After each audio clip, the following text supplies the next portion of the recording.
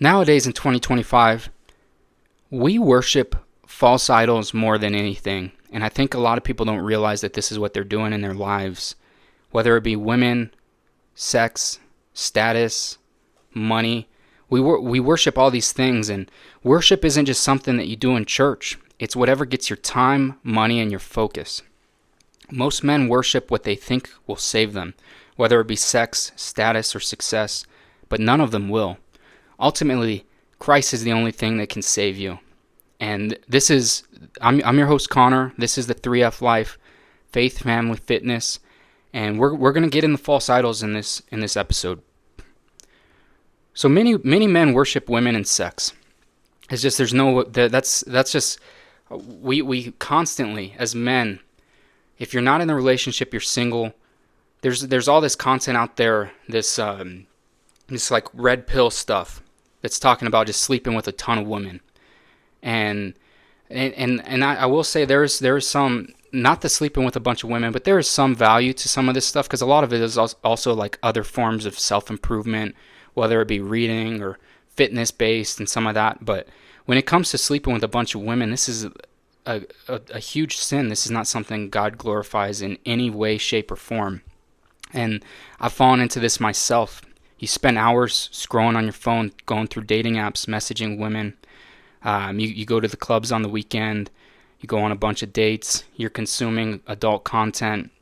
You're doing all this negative stuff that's just driving you away from God because you're putting women as your idol. Anything that you spend more time with than God is an idol.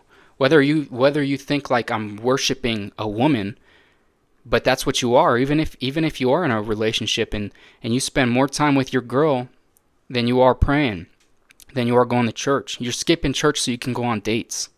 Those type of things. It's a bad habit to be in, and how can you expect to find the right woman, the woman that God wants you to be with in your life when you're glorifying women in this way, when you're worshiping them?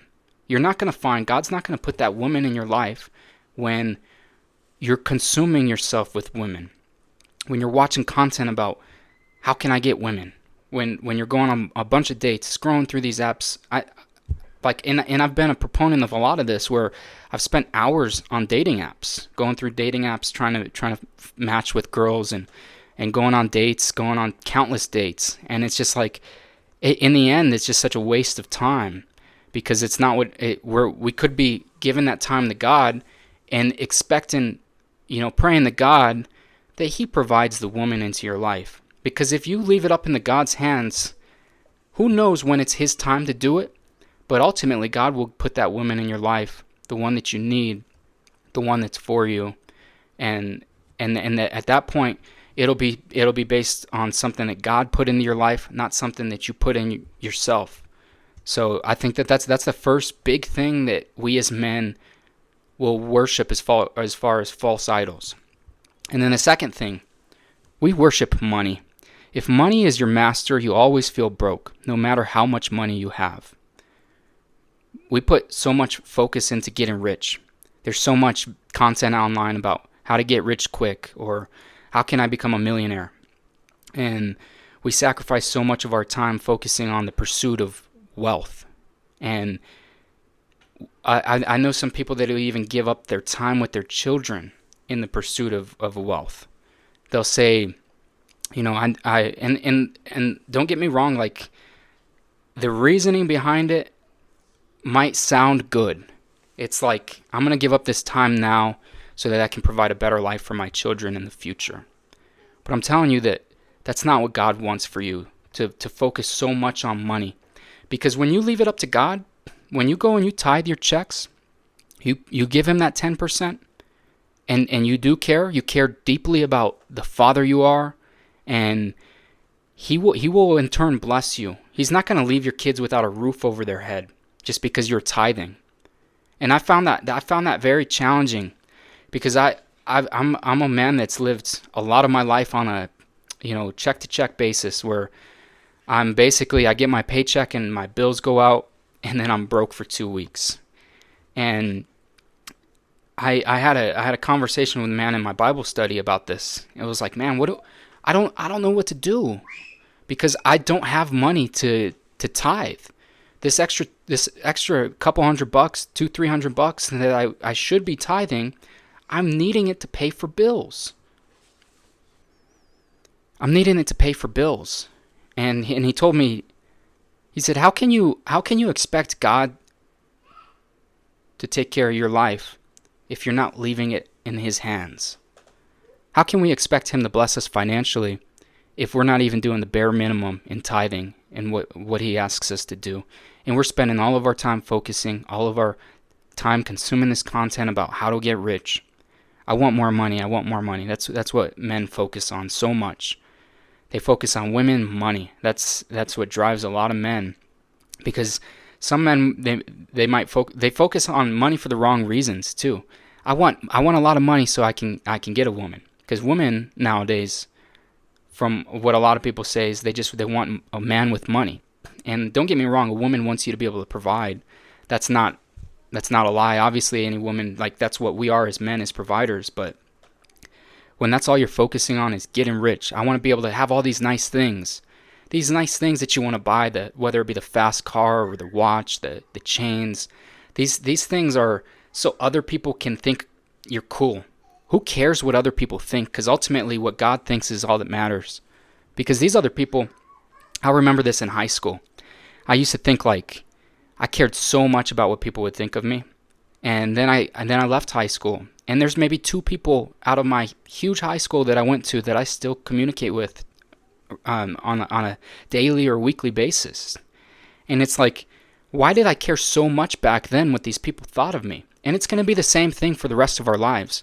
We're going to care so much about what people think about us, material things that we have, that we want money. What do they think about me when I go to my reunion and I don't make a bunch of money? Because you can't go and flex that. So that's what you're worried about? When it's all said and done, you're going to die, and these people aren't even going to be at your funeral. They're not going to care. You're showing off for the wrong people. You care too much about what people think that don't care about you. And at the end of the day, leave it to God. Leave everything up in God's hands and pray for him that he'll take care of you, and he will. Because God's always put food on the table for me. He's always put a roof over my head. But there's been times where I was too concerned about the debt that I'm in, or how am I going to get to my next check without saving this money and not tithing it. But then when I started tithing, I noticed God starts providing more for me. I'm in a commission job, and I start tithing, and then all of a sudden I start doing better. I start making more sales.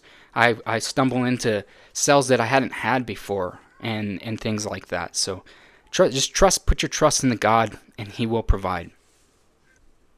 The next thing that we as men worship as false idols is comfort. Most men don't need a demon, they just need a couch. You go through your life, you skip the gym, you skip church, just to stay at home. You're binge watching sports, or binge watching TV, watching Game of Thrones, watching whatever, and you're not prioritizing God.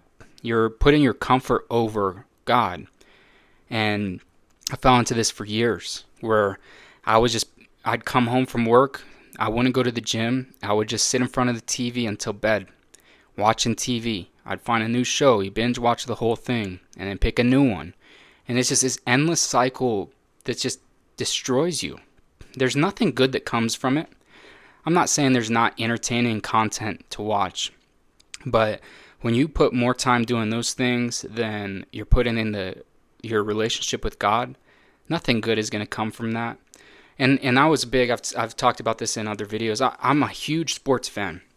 I spend so much time watching basketball, football, MMA, just constantly. It's like every Sunday, all I would do is watch football.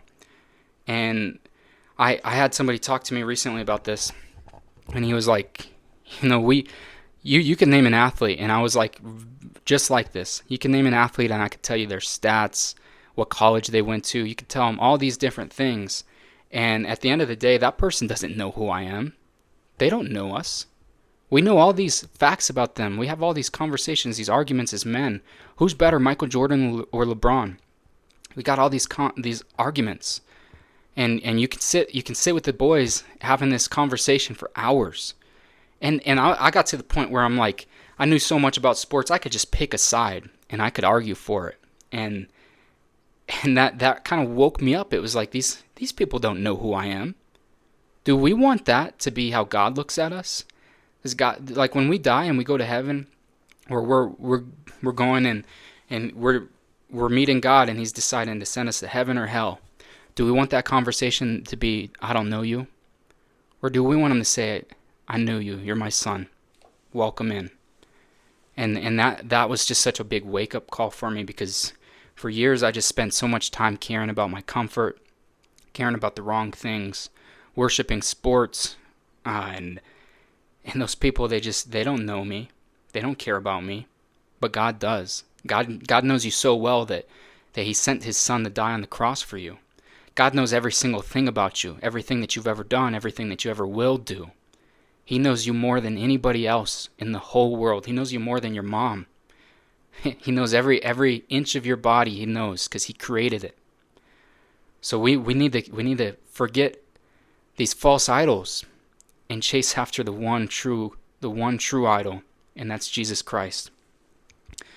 And then the next thing that we worship as false idols is reputation. If you live for the crowd's praise, you'll die from their silence. I know I talked a little bit about this a few minutes ago, but why do we care so much about what other people think about us? You'll die and they won't be at your funeral. They won't remember you. The only people that will remember you are the people that are closest to you. And then, like, I've heard people talk about this, but it's like, what's going to happen after you die? You know, even your family, they're going to go home, and you know, they're going to mourn for a while, but then they're going to turn the TV back on. They're going to get back about their regular lives. They're going to go back to work, and even your close friends, they're going to go back about their life. And everybody has to. I've gone through multiple deaths in my family. My uncle died during COVID. He was 42, and he died of liver failure. He basically drank himself to death. And I remember this happened during COVID, and we had no funeral. So we were all there. We all watched him die in hospice, and then we ended up going back to work like the next day. And it was just like we had to go back about our life. And I looked back on it, like, because it was a couple years until we had him cremated, and then we spread his ashes like a couple years later. And I remember sitting there like, I didn't even properly mourn for my uncle. I didn't spend that time. I just did it, you know, in the moment. I was sad, and then I had to go back about my regular life. I had to go back to being a dad. I had to go back to everything. And then we do these things. We watch TV. We play video games. These things that just kind of cloud our minds, and they take us away from what's truly important in our lives. And I don't want to live like that. I don't want to live to where I forget so quickly about somebody. And I don't want people to forget about me when I die so quickly, where they're just back to work the next day. And they will be, no matter what impact you have on the world. But if you have such a big impact and your family knows that you went to heaven, that's going to be a totally different funeral. It's going to be one of joy. You know, my son's in heaven. You know, he doesn't have to suffer anymore living in this world. And I think that's caring about your reputation. Just it's meaningless when it's all said and done. And where we go when we die, that means something. Because this life is just a blink, and then it's all over. Every one of us is on this earth is going to die. But what do we do when we're here? What is the legacy we leave behind with our children? And where are we going to go when we die? Because I want to go to heaven. I want to spend that eternal life with God. And so when I'm here, I don't want to worship these false idols. I don't want to watch more sports than I go to church, or give up going to church to go on a date. I don't want to do these things. I don't want to chase after money or women. I want to chase after the one true God. I want to chase after the one who gave his life for me, who died on the cross. He paid for my sins, so that when I do die, he knows me. I want him to know me, and I want to know him. And if you made it this far in this video, thank you. Please like and subscribe. I want to provide value for men so they can improve their lives as I'm improving mine. And as always, God bless.